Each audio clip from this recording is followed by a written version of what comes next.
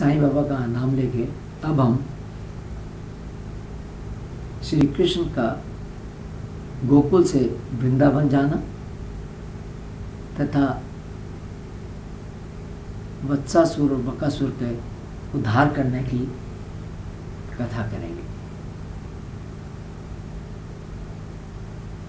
जब नंद बाबा और दूसरे गोपों ने देखा कि गोकुल में बहुत उपद्रव हो रहे हैं तथा श्री कृष्ण की जान को खतरा है और वो कई दफ़ा मौत के मुंह से निकले हैं, तब उन्होंने विचार किया कि गोकुल को छोड़ देना चाहिए। जैसे हमने पहले देखा, कृष्ण पर पूतना अपना रूप बदल कर आई थी मारने के लिए और दूसरे कई उसके ऊपर कृष्ण को मार त्रिनव्रत राक्षस को भेजा गया। तो उन सब ने सोचा कि गोकुल में बड़े उपद्रव हो रहे हैं तो हमें गोकुल छोड़ देना चाहिए। और फिर उन्होंने फैसला किया गोकुल छोड़कर वृंदावन जाना चाहिए। वृंदावन इसलिए जाने की बात की क्योंकि वहाँ पर उनके गायों गऊँ के लिए पर्याप्त घास थी। तो उन्होंने सोचा कि गोकुल छोड़ने से ये जो बुरी बातें घटनाएं हो रहे हैं वो भी ख़त्म हो जाएंगी और गऊओं को पर्याप्त घास भी मिलेगा, तो सब ठीक है। ये सोचकर सब वृंदावन चले गए। वहाँ पहुंचकर सब बहुत खुश थे। एक दिन जब श्री कृष्ण बछड़े चरा रहे थे, उन्हें मारने के नियत से एक दैत्य जिसका नाम वत्सासुर था वहाँ पर आया। उसने एक छोटे बछड़े का रूप धर लिया और बछड़ों में मिल गया। उसने सोचा कि इस तरीके से वो कृष्ण को धोखा देकर मार देगा, पर श्री कृष्ण जानी जान सब जानते थे, उन्हें पता चल गया तथा उन्होंने उस बछड़े को पूंछ से पकड़कर, उस राक्षस को जो बछड़े के रूप में था, पूंछ से पकड़कर घुमाकर पेड़ पर दे मारा, जिससे उसके प्राण निकल गए। उस दैत्य को कंस ने ही कृष्ण को मारने के लिए भेजा था, परंतु कृष्ण ने उसे मार दिया। कृष्ण की ये लीला देखकर कि एक बछड़े को वो पूंछ दुम से पकड़कर जोर से घुमा के फेंक रहा है, सब उसके और जितने गोप थे वहाँ पर, उसके दोस्त थे, वो सब बहुत हैरान हो गए।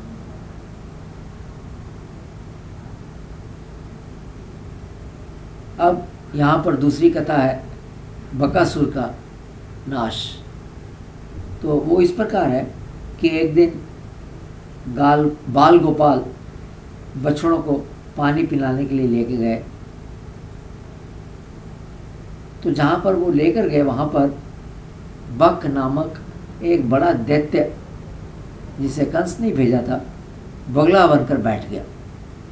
तो उस नदी के किनारे जहाँ ये पानी पीने के लिए गए, बछड़ों को पानी पिलाने के लिए लेके गए, बक नाम का एक बड़ा असुर दैत्य बगला बनकर बैठ गया।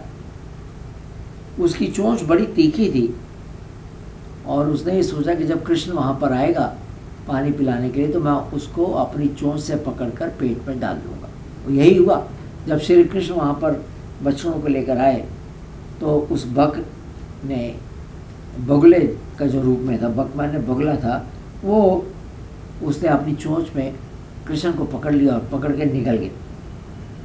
दूसरे सब बालक ये देखकर बहुत डर गए और अचेत हो गए, बेहोश हो गए। परंतु श्री कृष्ण उसके जब उसने चोंच में उनको डाल लिया तो आग के समान गर्म होकर उसके मुंह को जलाने लगे, उसके तालू को जलाने लगे। तब बक ने उस गर्मी से बचने के लिए उनको उगलकर बाहर फेंक दिया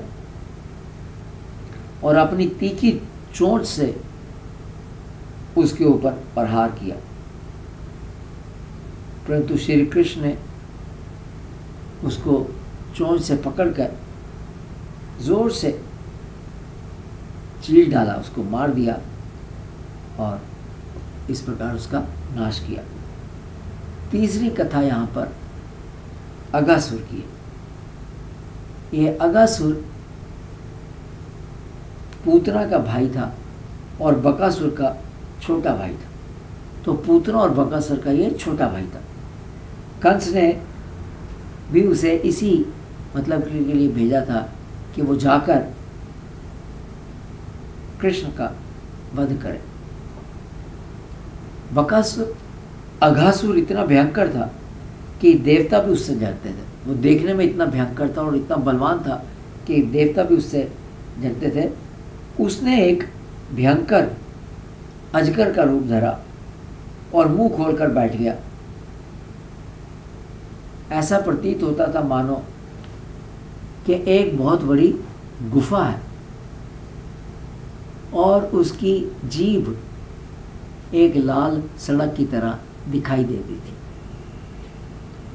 अब सब बाल गोपाल उधर खेलते खेलते आए, बछड़े उधर आए, तो उन्होंने खेल खेल में उसे गुफा समझा और छुपने के लिए सब गोपाल उसमें घुस गए। परंतु श्री कृष्ण उसे देखकर समझ गए कि ये गुफा नहीं, ये एक राक्षस है और वह दूर रहे। बछड़े भी उसे गुफा समझकर उसके अंदर घुस गए। तो कृष्ण के दोस्त गोपाल, गोप और बछड़े ये सब उस गुफा में घुस गए। पर अगासुर ने उन्हें निगला नहीं। वह सोचने लगा कि अगर कृष्ण भी उसके मुंह में आ जाए तो सबको एक साथ निगल जाए। कृष्ण सोचने लगे कि क्या करूं जिससे वह दैत्य भी मर जाए तथा बालक और बछड़े भी सुरक्षित रहे। ऐसा सोचकर तब श्री कृष्ण उसके मुंह में घुसे। अगासुर अब बहुत खुश हुआ और उसने सबको अपने दांतों से दबाकर चूर करने के लिए प्रयत्न करना चाहा कि मैं इन सबको अपने दांतों से दबाकर चूर कर दूं। परंतु इससे पहले कि वह ऐसा कर पाता, श्री कृष्ण ने अपना शरीर बढ़ाना शुरू किया और इतना उसने अपना शरीर बढ़ा लिया कि उसकी अघासुर की जो गले के अंदर सांस रुक गई, उसका गला रूंध गया, उसकी सांस रुक गई और वो तड़प कर मर गया। श्री कृष्ण सबको लेकर बाहर आ गए। तत्काल अजगर से एक दिव्य ज्योति निकली और श्री कृष्ण में समा गई। जब ये घटना हुई उस समय श्री कृष्ण की आयु केवल 5 वर्ष की थी। परंतु इसका वर्णन ग्वाल बालों ने 6ठे वर्ष में किया, अर्थात 1 साल के बाद इस घटना का वर्णन उन बालकों ने अपने घर परिवार से किया।